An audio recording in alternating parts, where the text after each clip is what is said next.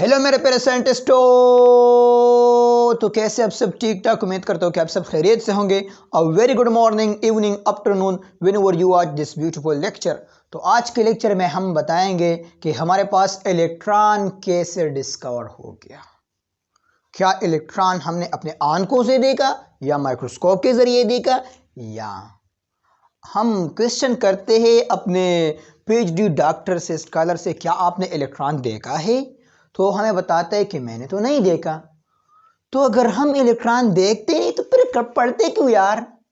एक एक पढ़ते हैं और फिर कहते कि हमने नहीं देखा, एटम हमने नहीं देखा, इलेक्ट्रॉन हमने नहीं देखा, प्रोटॉन हमने देखा। अरे तो पढ़ते क्यों?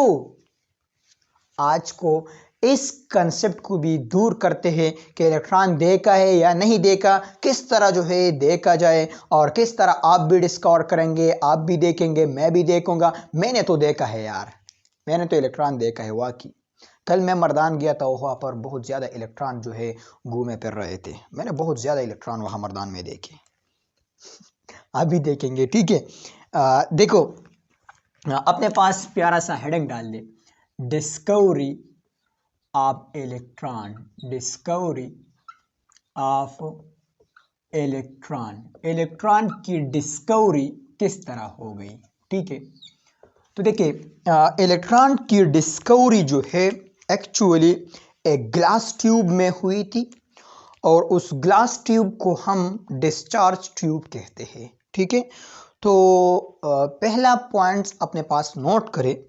इलेक्ट्रॉन वर डिस्कवर, इलेक्ट्रॉन जो था डिस्कवर हो गया था। इलेक्ट्रॉन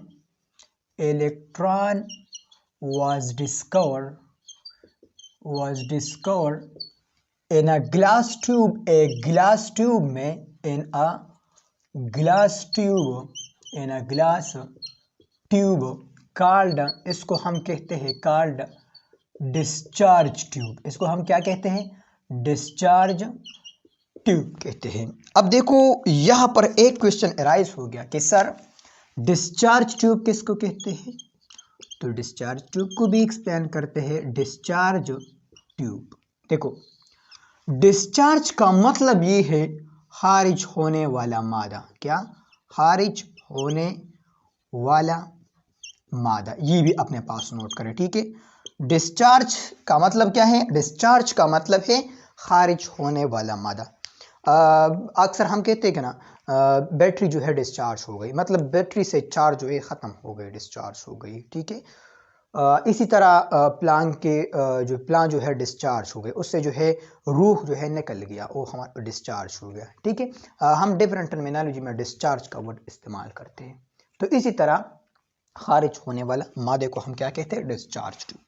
डिस्चार्ज और ट्यूब, तो हमारे पास एक ट्यूब है, तो मैं इस तरह कहूँगा, the glass tube, oh glass tube, the glass tube in which, जिसमें, the glass tube in which electrical, जिसमें electrical conduction, in which electrical conduction phenomena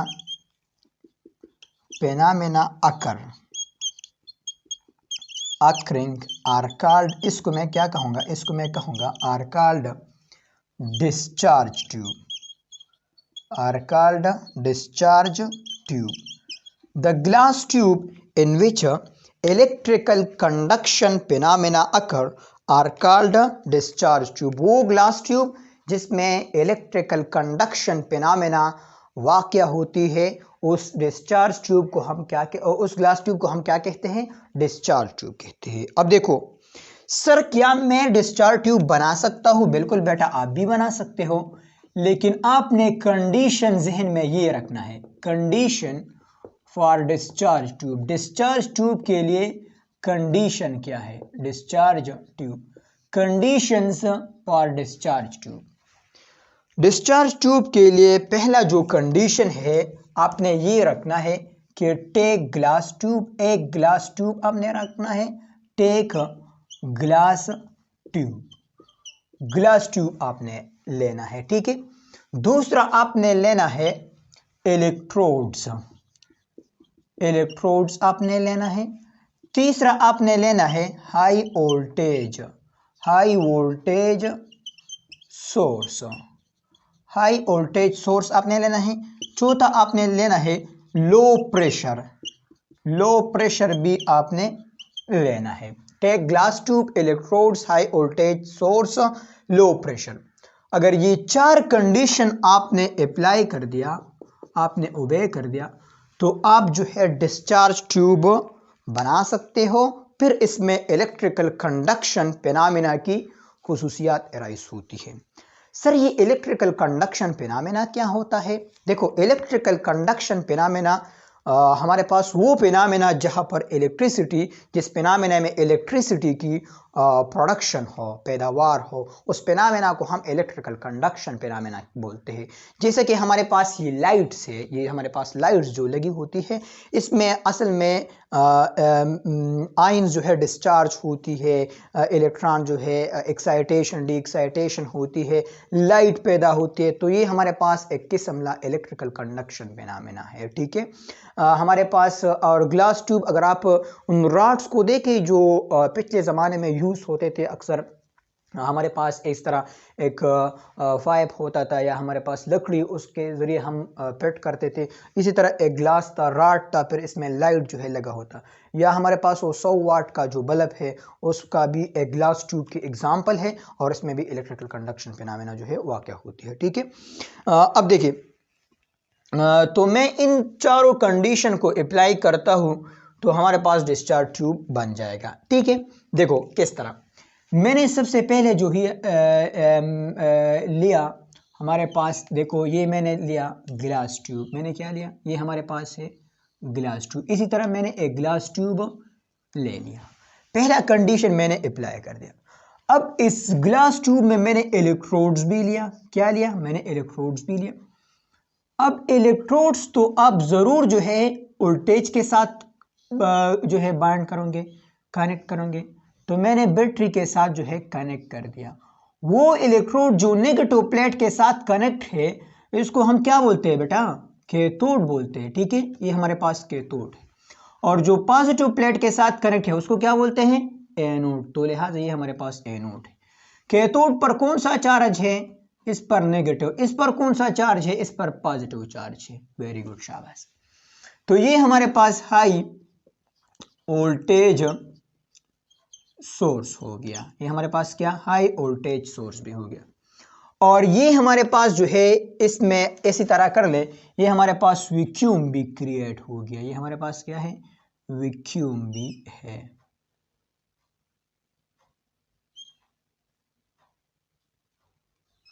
ये हमारे पास वैक्यूम पंप है। वैक्यूम पंप के जरिए हम क्या करते हैं? वैक्यूम पंप के जरिए हम इसमें जो गैस मॉलिक्यूल है, इस गैस मॉलिक्यूल की कंसंट्रेशन को कम करते हैं। सर क्यों कम करते हैं? क्वेश्चन एराइज हुआ। इसलिए कम करते हैं क्योंकि इसमें ज्यादा, बहुत ज्यादा गैस मॉलिक्यूल है। अब अगर आप यहाँ पर वोल्टेज अप्लाई करें तो हर गैस मॉलिक्यूल को वोल्टेज प्रॉपरली नहीं मिलेगा। तो मतलब इलेक्ट्रिकल कंडक्शन फिनोमेना जो है प्रॉपरली वाक़या नहीं होता। तो हम इस मॉलिक्यूल को थोड़ा कम करते हैं ताकि एक एक मॉलिक्यूल को जो है प्रॉपरली वोल्टेज मिल जाए और इलेक्ट्रिकल कंडक्शन फिनोमेना की स्टडी हम जो है इजीली कर ले। तो लिहाजा इस वैक्यूम पंप के जरिए हम इससे गैस मॉलिक्यूल निकालता है। इसको कहते हैं कि शाबाश तुम भी बेटा बाहर जाओ, बाहर जाओ, बाहर जाओ। तो इसमें जो मॉलिक्यूल है, अब इसमें कंसंट्रेशन जो है लोअर हो जाती है। सपोज इसमें इस तरह इतना कंसंट्रेशन अब इसमें आ गया। ठीक है, इसमें lower concentration of the gas molecule जो है आ गया, क्योंकि हमने वैक्यूम पंप के जरिए निकाल दिया। अब देखो, अब करना क्या है? सेम उसी तरह एक्सपेरिमेंट ये जो हमने किया, हमने बनाया। मैं लेबॉर्ट्री में हूं, आप भी लेबॉर्ट्री में है। सपोज करें आप भी लेबॉर्ट्री में, मैं भी लेबॉर्ट्री में हूं। सेम ये एक्सपेरिमेंट जो है विलियम क्रुक्स ने भी किया था। किसने? William crooks. विलियम क्रुक्स एक साइंटिस्ट है, ठीक है, जिसने ये डिस्चार्ज ट्यूब एक्सपेरिमेंट किया था। विलियम क्रुक्स ने भी सेम इसी तरह एक्सपेरिमेंट किया। अब मैंने भी किया, आपने भी किया। मैं भी इलेक्ट्रॉन डिस्कवर करना चाहता हूँ, देखना चाहता हूँ। यार आप तो कहते कि सर आपने देखा या नहीं। मैं आपके सामने यहाँ पर, मुझे पता चलेगा कि ये इलेक्ट्रॉन है, आपको भी पता चलेगा। ऐसा इमेजिन करें कि आप भी हमारे साथ लैब में हो। ठीक है, तो विलियम क्रुक्स ने भी ऐसा एक्सपेरिमेंट कर दिया। विलियम क्रुक्स को ऑब्जर्वेशन क्या मिला, क्या ऑब्जर्वेशन इसको मिला। ऑब्जर्वेशन की हम बात करते हैं, मतलब अब इस ट्यूब में डांस होगी या क्या होगी, ऑब्जर्व करते हैं क्या जो हो रहा है आपके सामने मेरे सामने, ठीक है। अब देखो यहां पर विलियम क्रुक्स को फर्स्ट जो ऑब्जर्वेशन मिली, फर्स्ट ऑब्जर्वेशन, मैं फर्स्ट की बात कर रहा हूं, फर्स्ट ऑब्जर्वेशन उसको मिल गई। फर्स्ट ऑब्जर्वेशन ये जब उसने प्रेशर रखा, प्रेशर उसने रखा 0.1 mmHg, कितना 0.1 mmHg प्रेशर रखा, और वोल्टेज उसने रखा 5000 वोल्ट से लेकर 10,000 वोल्ट तक, ठीक है। इस पर, इस कंडीशन पर इसको जो ऑब्जर्वेशन मिल गया इस ट्यूब में, यहां पर एक यूनिफॉर्म ग्लो जो है अपीयर हो गया। किस तरह, एक यूनिफॉर्म ग्लो, मतलब ये सारा ट्यूब जो है इसी तरह ग्लो से जो है भर गया, ठीक है। इसी तरह ग्लो जो है अपीयर हो गया। अब ग्लो किस तरह अपीयर होगा, जिस तरह की ये एलईडी लाइट्स में प्रोड्यूस होते हैं, ये सेम इसी तरह ग्लो अपीयर हो गया, ठीक है। इसमें कुछ भी नहीं है। इसी तरह ग्लो जो है रॉड में जो ग्लो अपीयर होते हैं, इसी तरह ग्लो अपीयर हो गया, ठीक है। ये किस पर, ऑब्जर्वेशन नंबर फर्स्ट में। तो फर्स्ट ऑब्जर्वेशन में उसने जो है ऑब्जर्व किया, आप इस तरह लिखे कि विलियम क्रुक्स ने ऑब्जर्व किया, ऑब्जर्व यूनिफॉर्म ग्लो, उसने यूनिफॉर्म ग्लो जो है, uniform glow inside the tube, inside the discharge tube, इस तरह भी आप बोल सकते हैं। विलियम क्रुक्स ने एट 0.1 mmHg एंड वोल्टेज 5000 से 10,000 वोल्ट पर ऑब्जर्व किया uniform glow inside the tube. अब विलियम क्रुक्स को यह पता नहीं था कि ये ग्लो किस वजह से अपीयर हो गया, इसको पता नहीं था। इसने सिर्फ और सिर्फ ग्लास ट्यूब ले लिया और इसमें गैस लिया और इसके साथ वोल्टेज भी लिया और इसके साथ जो है इलेक्ट्रोड्स भी लिया। ये क्यों उसने लिया, क्योंकि वो चाहता था कि ऊपर जो ये क्या बोलते हैं, बादल में जो बिजली प्रोड्यूस होती है, ये असल में लो प्रेशर की वजह से प्रोड्यूस होते हैं, क्योंकि आप जब समंदर की सतह से ऊपर जाते हो तो प्रेशर आपके पास डिक्रीज होता है, तो ये लो प्रेशर की वजह से प्रोड्यूस होते हैं। तो लिहाजा अगर मैं इसमें प्रेशर जो है लोअर कर दो तो हमारे पास जो है बिजली प्रोड्यूस हो सकती है। तो उसने जस्ट ये एक्सपेरिमेंट करना चाहता था कि मैं बिजली प्रोड्यूस करना चाहता हूं, तो इसमें ग्लो जो है अपीयर हो गया। अब जब विलियम क्रुक्स ने ये ऑब्जर्व कर दिया कि बिजली तो प्रोड्यूस हो गई, मतलब ग्लो तो प्रोड्यूस हो गई, अब विलियम क्रुक्स ये चाहता था कि अगर मैं प्रेशर को मजीद डिक्रीज करूं तो हमारे पास बिजली और भी इंक्रीज हो जाएगा, क्योंकि मैंने प्रेशर को डिक्रीज करते करते ग्लो जो है अपीयर हो गया। अब मैं और भी डिक्रीज करता हूं तो हमारे पास ग्लो इंक्रीज होगा। मतलब उसको मजा आया ना कि अब हम बहुत ज्यादा जो है वोल्टेज वाला बल्ब बनाते हैं, मतलब जो वोल्टेज वाला बल्ब बनाते हैं या हम हाई ग्लो वाला बल्ब बनाते हैं ताकि सारे दुनिया को जो है रोशनी दे, ठीक है। उसको बहुत मजा आया, तो उसने सेकंड ऑब्जर्वेशन कैसे किया, शाबाश इनको लिख ले, मिटा दें, इसको मिटाते, ठीक है। चलो, तो ऑब्जर्वेशन नंबर 2 में उसने क्या देखा, ऑब्जर्वेशन 02, विलियम क्रुक्स का ऑब्जर्वेशन 02, या मैं कर रहा हूं तो मेरा ऑब्जर्वेशन नंबर 2। तो विलियम क्रुक्स ने अब इस हालत में प्रेशर को मजीद लोअर कर दिया, 0.01 mmHg तक वो आ गया। इसको तो मजा आ रहा था कि अब मैं सारे दुनिया को रोशनी से भर दूंगा। और वोल्टेज उसने कितना कर दिया, वोल्टेज सेम 10,000 था, ठीक है, 10,000 वोल्ट था वोल्टेज, इतना था। तो इस पर इसने एक चमत्कार देखा, और चमत्कार क्या था, वो तो ये चाहता था कि हमारे पास जो है ग्लो अब मजीद बढ़ जाएगा, मजीद बढ़ेगा बढ़ेगा बढ़ेगा, सारे दुनिया रोशनी से मैं भर दूंगा। लेकिन एक चमत्कार हो गया, एक चमत्कार ऐसा हो गया कि आप इस तरह लिख के कि विलियम क्रोक्स ऑब्जर्व या इसके रिजल्ट नतीजा क्या निकला। नतीजा ये निकला कि ये जो ग्लो पहले से मौजूद था ये भी डिसअपियर हो गया, ख़त्म हो गया। ये भी क्या हो गया? डिसअपियर, ख़त्म हो गया। तो रिजल्ट ये निकला कि जो ग्लो था, ग्लो वो फर्स्ट ऑब्जर्वेशन में वो बिकम डिसअपियर। ये आपके पास क्या हो गया? ये डिसअपियर हो गया, डिसअपियर। अब ये बहुत हैरान हो गया कि यार ये तो होना चाहिए थे, ग्लो तो इंक्रीज हो जाए, ये तो डिसअपियर हो गया। ये कह रहा कि यार ये क्या हुआ। तो फिर जब उसने 1 मिनट 2 मिनट देखा, सोच करते रहा कि यार ये क्या हो रहा है, क्या रहा है। ट्यूब को देखता है, इसी तरह अपने एक्सपेरिमेंट को देखता है, सोचता है यार कि ये क्या हो रहा है। तो जैसे ही उसने ट्यूब को देखा तो ट्यूब में सब के सब जो है डार्क था, डार्क स्पेस था, मतलब ग्लो है ही नहीं था। जिस तरह की जब बिजली जाती है तो सब डार्क होती है। तो इसने इसमें एक और चमत्कार देखा। ठीक है, क्या चमत्कार देखा सर? इसने ये देखा, देखो कि पहले से तो ट्यूब में जो है ग्लो था, फिर डिसअपीयर हो गया।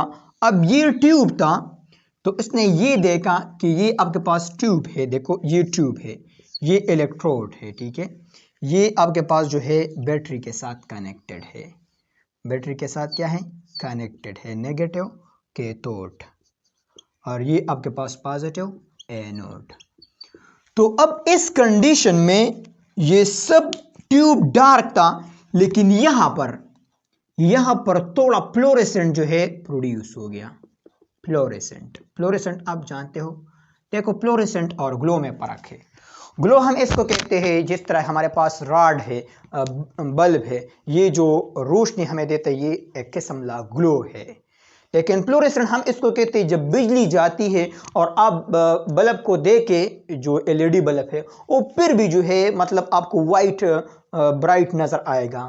तो मतलब ये एक किस्म का फ्लोरेसेंट है, ठीक है।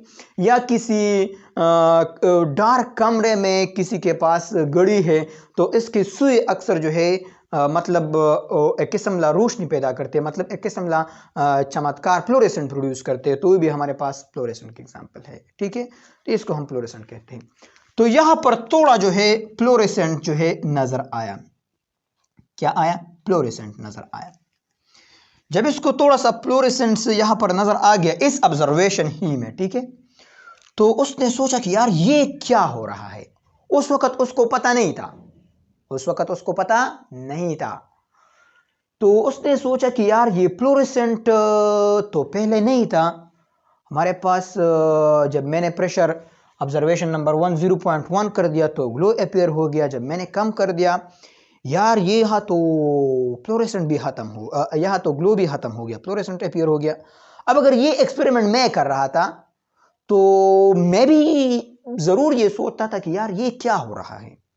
अब आप भी हमारे साथ हो तो आप क्या सोचते हो कि इसका मतलब है क्या है? इसका मतलब क्या है? सोचे, शाबाश, सोचे सोचे इसका मतलब क्या है। केमिस्ट्री से प्यार करें। मैं केमिस्ट्री से मोहब्बत नहीं, इश्क करता हूं। और तुम्हें पता है इश्क और मोहब्बत में क्या फर्क है? मोहब्बत इसे कहते हैं कि जिसमें महबूब जो है अपना भी ख्याल रखे और अपना महबूबा का भी ख्याल रखे, तो उसको मोहब्बत कहते हैं। लेकिन तुम्हें पता है इश्क किसको कहते हैं? इश्क इसको कहते हैं कि जिसमें महबूब अपना ख्याल ना रखे लेकिन महबूब का, अपने महबूब का जो है ख्याल रखे।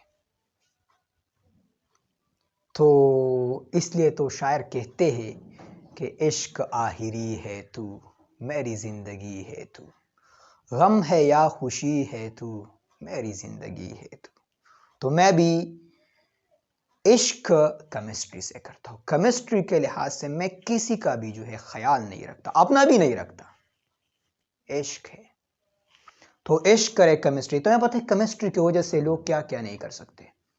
ये पेनाडाल, मैं आपको सिंपल एग्जांपल देता हूँ। ये पेनाडाल जो है ना, पेनाडाल टेबलेट्स जो है, तुम्हें पता है इससे अमेरिका कितने खरबों डॉलर्स कमाते हैं।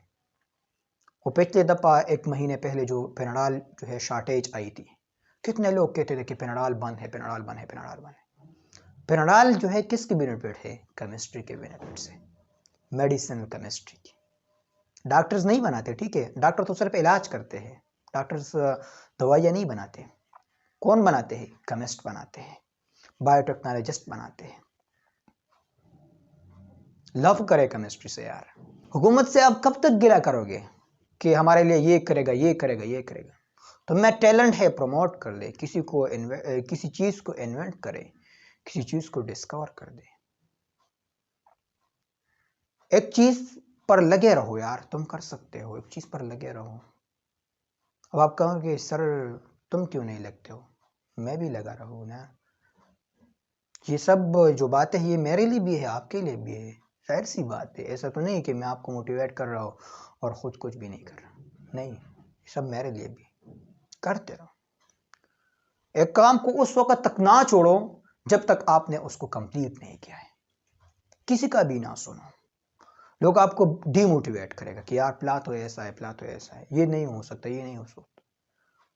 आप बस टाल लो कि मैं करूँगा, मैं कर सकता हूँ, मैं करूँगा ही। एक चीज़ से इश्क करो। इश्क का मतलब जानते हो ना, कि मतलब इसमें आप अपना भी ख्याल नहीं रखते, किसी और का भी नहीं रखते, किसी चीज़ का भी ख्याल नहीं रखते, सिर्फ उस चीज़ का ख्याल रखते हो, उस चीज़ को हासिल करते हो। इसी तरह से प्यार करते रहो, से इश्क करते रहो,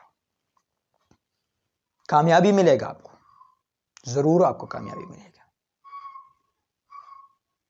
आप इतिहास को लिखोगे, इतिहास आप बदलोगे। लोग कहते हैं ना कि तुम्हारा सिर्फ वक्त आया है, हमारा दौर आएगा, तो फिर आपका दौर होगा। शाबाश। तो देखो, अब मैं इस फ्लोरेसेंट के हवाले से जो है जानना चाहता हूं कि ये फ्लोरेसेंट कहाँ से आता है, ये फ्लोरेसेंट कहाँ से आता है। यहाँ तो फ्लोरेसेंट है, कहाँ से आता है? तो अब अगर देखो हमारे पास ये हाथ है, ये हाथ है, और मेरे पास यहाँ पर एक लेज़र है जो रेड रोशनी करते हैं, हमारे पास लेज़र है। अगर मैं इस लेज़र को इसी तरह स्ट्रेट जो है पकड़ता हूँ तो इसकी लाइट इस हाथ पर जो है पड़ेगी ना, ठीक है। अब किसी को पता नहीं कि यहाँ पर लेज़र है, चलो, तो अब यहाँ पर ये जो रेड लाइट है आप किस तरह अंडरस्टैंड करेंगे कि ये इस हाथ का अपना है या मतलब यहाँ से आ रहा है? तो जाहिर सी बात है यार, यहाँ पर एक चीज़ रख के या अपना एक दूसरा हाथ रख के अगर यहाँ से डिसअपियर हो गया तो मतलब ये आपका जो रेड लाइट है वो यहाँ पर आएगा, ठीक है। तो इस बात का मतलब ये है कि ये रेड लाइट यहाँ से आ रहा है। अगर आपने हाथ रख लिया और फिर भी इसके पर जो है अपना रेड स्पॉट है तो इसका मतलब है कि ये इस हाथ का अपना है, ठीक है। तो विलियम क्रुक्स ने भी इसी तरह कर दिया कि मैं इसके सामने एक ओपेक ऑब्जेक्ट रखता हूँ।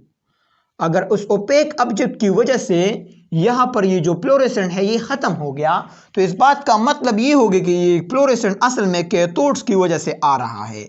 मतलब कैथोड से समरेस आ रहा है, इस पर पड़ रहा है और यहाँ पर फ्लोरेसेंट जो है प्रोड्यूस होता है, ठीक है। तो जैसे ही उसने ये ओपेक ऑब्जेक्ट रख दिया तो ये फ्लोरेसेंट जो है डिसअपियर हो गया, यहाँ पर डिसअपियर हो गया। तो इसने ये साबित कर दिया कि कैथोड से समरेज आ रहा है और ये रेज यहां पर फ्लोरेसेंट प्रोड्यूस करता है। विलियम क्रुक्स का एक्सपेरिमेंट यहां तक था। अगर पेपर में आ जाए कि डिस्कस विलियम क्रुक्स एक्सपेरिमेंट तो आपने यहां तक करना है। Experiment observation number 1, observation number 2 यहां तक करना है, ठीक है।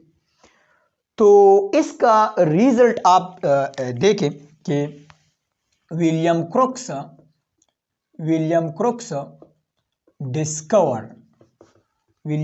ने ये डिस्कवर कर दिया दैट समरेज कम, ये आ रहा है फ्रॉम कैथोड की तरफ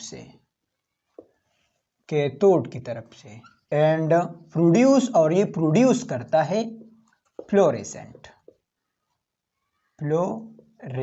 ये फ्लोरेसेंट प्रोड्यूस करता है opposite to the wall of cathode के सामने जो वॉल आता है उस पर, ठीक है, इस पर फ्लोरेसेंट प्रोड्यूस करता है। ये ऑब्जर्व कर उसने चाहा। अब यहां पर विलियम क्रुक्स का एक्सपेरिमेंट खत्म होता है। लेकिन आपके माइंड में एक क्वेश्चन अभी भी बाकी है, और वो क्वेश्चन ये है कि सर यहां पर ये ग्लो क्यों अपीयर हो गया और डिसअपीयर क्यों हो गया? ये क्वेश्चन अभी भी बाकी है।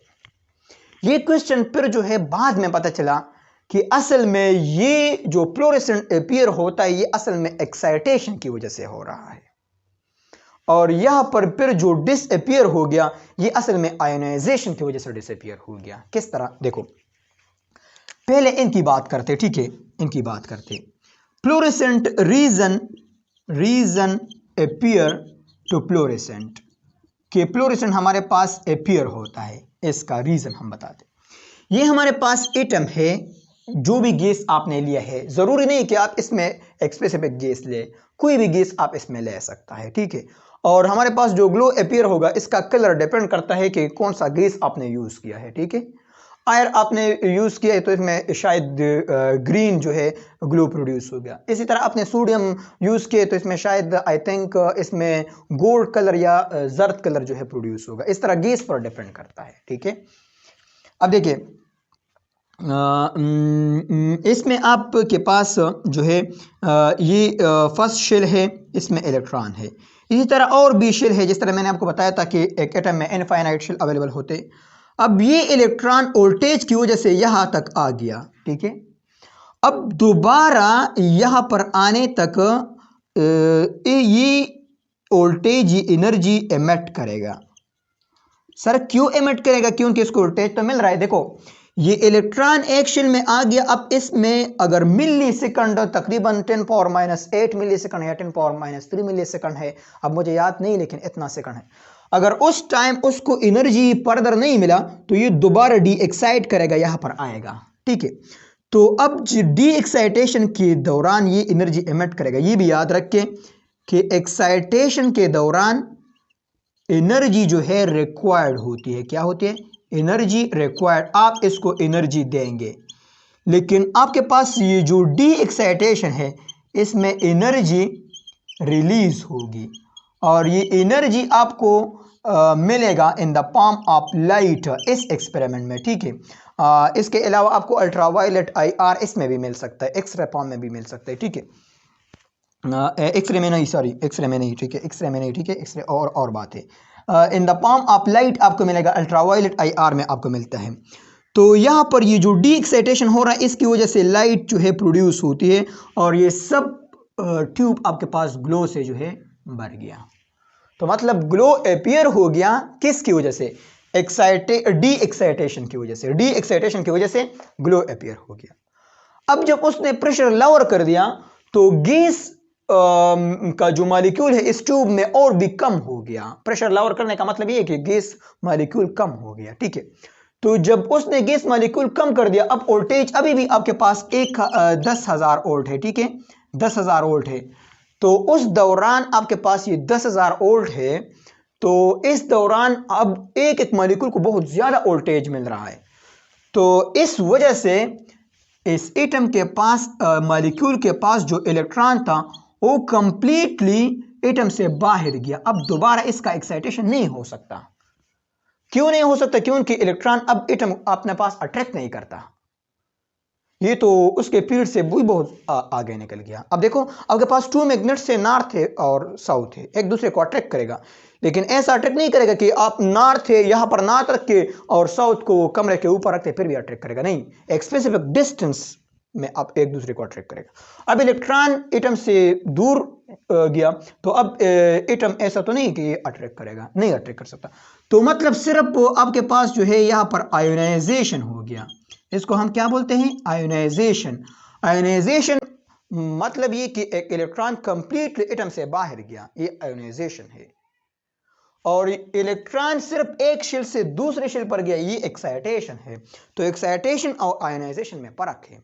एक्साइटेशन किसको बोलते हैं? एक्साइटेशन इसको बोलते हैं कि एक एटम में लोअर एनर्जी लेवल से या लोअर शेल से इलेक्ट्रॉन हायर शेल में जाना एक्साइटेशन है।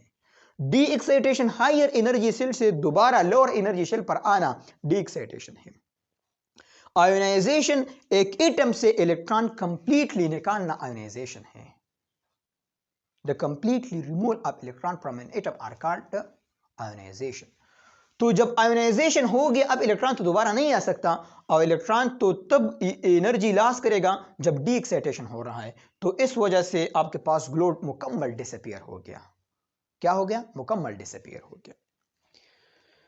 अब देखो सर, इलेक्ट्रॉन तो डिस्कवर नहीं है, आप दोबारा इलेक्ट्रॉन की कंसेप्ट बता रहे हो, वो तो ठीक है, लेकिन हम तो सिर्फ विलियम क्रोक्स के एक्सपेरिमेंट तक आ गए ना।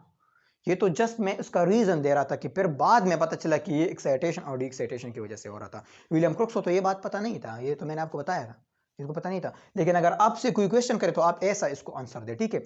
अब आप ऐसा कहे कि कैथोड रेज तक आपने पढ़ा, अब कैथोड रेज किस तरह जो है इलेक्ट्रॉन नेचर साबित हो गई, इसके हवाले से बात करते हैं। शाबाश, ये लिखते हैं बस, मिटा दें, चलो मिटाते हैं। अब देखो यहां पर जो है यहां तक जो है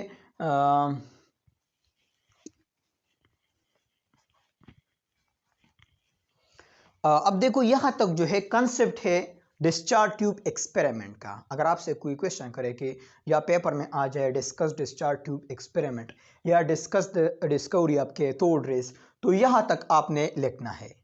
अगर इस तरह आ जाए discuss the discovery of electron, discovery of electron discuss करें, तो फिर यहां तक आने के बाद फिर नीचे आना है। देखो आपने ये लिखना है, देखो कि आफ्टर द स्टडी, ये लिखना है कि कैथोड रेज नाम उन्होंने दिया विलियम क्रोक्स ने।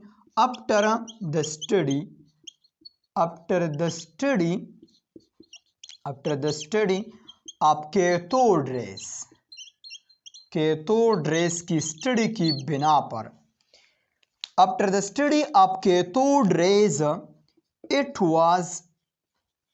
वाज पार्टिकल नेचर, ये आपके पास जो है पार्टिकल नेचर था, it was particle nature and chargeable, और ये आपके पास चार्जेबल था।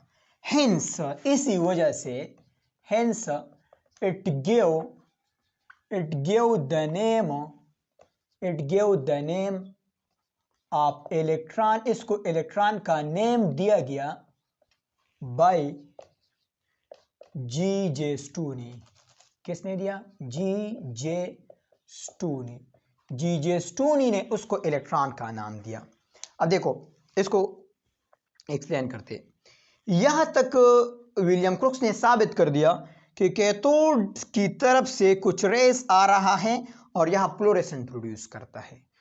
फिर जे थॉम्सन ने ये एक्सपेरिमेंट कर दिया कि अगर इस रेस को आप मैग्नेटिक फील्ड से पास करें तो ये आपके पास राइट एंगल पर बेंड होता है, और मैग्नेटिक फील्ड में वो इलेक्ट्रॉन बेंडिंग शो करता है जो आपके पास चार्जेबल है। तो जे थॉम्सन ने ये साबित कर दिया कि ये रेज असल में चार्जेबल है।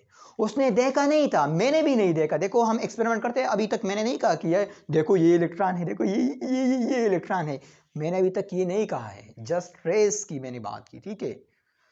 तो जे थॉम्सन ने कहा कि ये जो रेज है ये असल में आपके पास जो है चार्जेबल है। उसको कैसे पता चला कि ये चार्जेबल है? देखो उसी तरह उसने ये ट्यूब ले लिया, ये ट्यूब था, ठीक है, इसमें ये कैथोड्स और इसमें ये जो है एनोड्स, ये ठीक है, ये थे। तो यहां पर उसने जो है मैग्नेटिक फील्ड रख दिया, और ये मैं एन एस रिप्रेजेंट कर, ये एन और ये एस थे। तो ये जो रेस आ रहे थे, पहले तो फ्लोरेसेंट यहां पर प्रोड्यूस होता आ रहा है ना, अब उसने मैग्नेटिक फील्ड कर रख दिया, तो अब यहां पर फ्लोरेसेंट खत्म हो गया, और ये जो है 90 एंगल पर, मैं ऐसा कहूंगा कि डाउनवर्ड, तो मैं इसको क्रॉस से जो है रिप्रेजेंट करूंगा, तो मतलब ये डाउनवर्ड जो है रिफ्लेक्ट हो गया, और 5 का जो ये जो तरफ है ये यहाँ पर फ्लोरेसेंट आ गया। तो इस बात का मतलब ये है कि अब कैथोड रेज है ये बेंड हो गया 90 पर। या आप इस तरह कर ले तो ये आपके पास ऊपर, मतलब ऊपर इसका जो पोर्शन है इस पाइप का, तो ये आपके पास फ्लोरेसेंट से हो जाएगा। ये अगर ग्लास ट्यूब में लो तो उसका ये तरफ जो है फ्लोरेसेंट से फिल होगा। ऐसा ना बोले कि आपके पास इलेक्ट्रॉन है ये नॉर्थ की तरफ बेंड हो जाएगा, ये आपके पास साउथ की तरफ बेंड हो जाएगा, ये कंसेप्ट गलत है, ठीक है। ये आपके पास 90 एंगल पर बेंड होते हैं, ठीक है। मैं ये मुकम्मल कंप्लीट बात जो है प्रॉपर्टीज आपके थोड रेज में अंडरस्टैंड करूंगा, लेकिन सिर्फ आपको बता रहा हूँ कि इलेक्ट्रॉन का नाम उसने किस तरह दिया। ठीक है, तो जे थॉम्सन ने ये साबित कर दिया कि ये चार्ज पार्टिकल है। फिर इसके बाद जो है इसके बाद हेट्रप ने एक्सपेरिमेंट कर दिया। हेट्रप भी एक साइंटिस्ट था।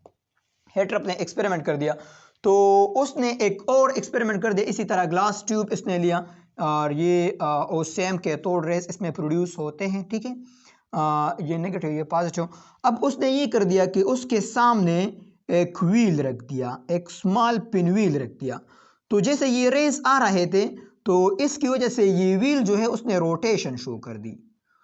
तो इसकी वजह से ये हेट्रप बहुत एक्साइट हो गया कि यार ये अगर रेज है तो ये तो मतलब अगर मैं लाइट इस मार्कर के सामने रख दूं तो क्या ये मार्कर मोशन शो करेगा, मूवमेंट शो करेगा? नहीं शो करेगा। लेकिन अगर मैं इस मार्कर को इस मार्कर पर इस तरह जो है टकराता हूं इसके साथ तो ये मोशन शो करता है। तो इस बात का मतलब ये कि ये भी पार्टिकल नेचर, ये भी पार्टिकल, ये भी मैटर है, ये भी मैटर है। ठीक है, तो इसने कहा कि ये एक्चुअली रेज नहीं है, ये कैथोड रेज एक्चुअली पार्टिकल है। तो हेट्रप ने ये साबित कर दिया कि ये आपके पास एक्चुअली पार्टिकल्स है। ठीक है, ये आपके पास पार्टिकल है। फिर इसके बाद जो है पार्टिकल्स है और आपके पास चार्जेबल है। देखो पार्टिकल्स है लेकिन ये पार्टिकल किसी ने देखा नहीं, सिर्फ इस एक्सपेरिमेंट से ये साबित हो गया कि ये आपके पास पार्टिकल्स है, इसके पास अपना काइनेटिक एनर्जी है, मोमेंटम है। इस एक्सपेरिमेंट से साबित हो गया, किसी ने देखा नहीं है।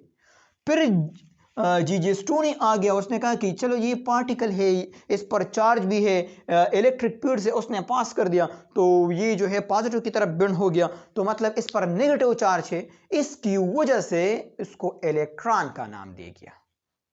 सिर्फ ये बात है, इलेक्ट्रॉन अभी तक देखा नहीं गया है। ठीक है, सिर्फ इस ऑब्जर्वेशन, इस एक्सपेरिमेंट के बेस पर यह नाम दिया गया है कि ये इलेक्ट्रॉन है। अगर कोई आपको कह रहा है कि मैंने इलेक्ट्रॉन देखा है तो गलत बोल रहा है, आपको धोखा कर रहा है। मैंने भी मर्दान में नहीं देखा था, वो जस्ट मैंने मजाक किया था आपके पास। तो असल में इस एक्सपेरिमेंट के बुनियाद पर उसने कहा कि ये इलेक्ट्रॉन है, ये चार्ज पार्टिकल है और ये पार्टिकल। फिर उसका सर मास किस तरह उसने पॉइंट कर दिया वो भी आपको बताऊंगा। ठीक है, जिस तरह मैंने आपको बताया कि इलेक्ट्रॉन किस तरह हमने देखे थे मर्दान में, इसी तरह आपको यह भी बताएंगे कि उसका मास किस तरह उसने पॉइंट कर दिया। क्या बीम बैलेंस उसने लिया या डिजिटल बैलेंस उसने लिया और इलेक्ट्रॉन रख दिया फिर मास पॉइंट कर दिया? सर कैसे पॉइंट कर दिया बताऊंगा ना। यहां तक कंसेप्ट समझ में आया? बोलो समझ में आया? यहां तक आपने सिर्फ ये बात याद रखना है कि फ्लोरेसेंट क्यों प्रोड्यूस हो गया और फ्लोरेसेंट क्यों डिसअपियर हो गया। कैथोड रेस किसने डिस्कवर किए? विलियम क्रोक्स ने। और उसका नाम जो है किसने दिया इलेक्ट्रॉन का? जी स्टोनी ने। ये आपने याद रखना है, बस इसके अलावा कुछ भी नहीं है। बात समझ में आओ? तो इंशाल्लाह मिलते हैं नेक्स्ट लेक्चर में। तब तक के लिए हमें भी दुआ करते रहे, मैं भी आपको करूंगा। अल्लाह आपको डॉक्टर बना दे, अल्लाह आपको अपने मकसद में कामयाब करे। जितने भी स्टूडेंट्स हमारे लेक्चर देख रहे हैं उसको एंजॉय करते हैं, उससे फ़ायदा उठाते हो, तो प्लीज़ आप इनको अपने स्टूडेंट्स के साथ शेयर करें ताकि वो भी फ़ायदा उठाए, पॉजिटिव रहे, ताकि आपको सक्सेस मिले। अल्लाह आपको सक्सेस देंगे और हमें भी सपोर्ट मिलेंगे। तो मिलते हैं नेक्स्ट लेक्चर में, तब तक के लिए अल्लाह निगहबान।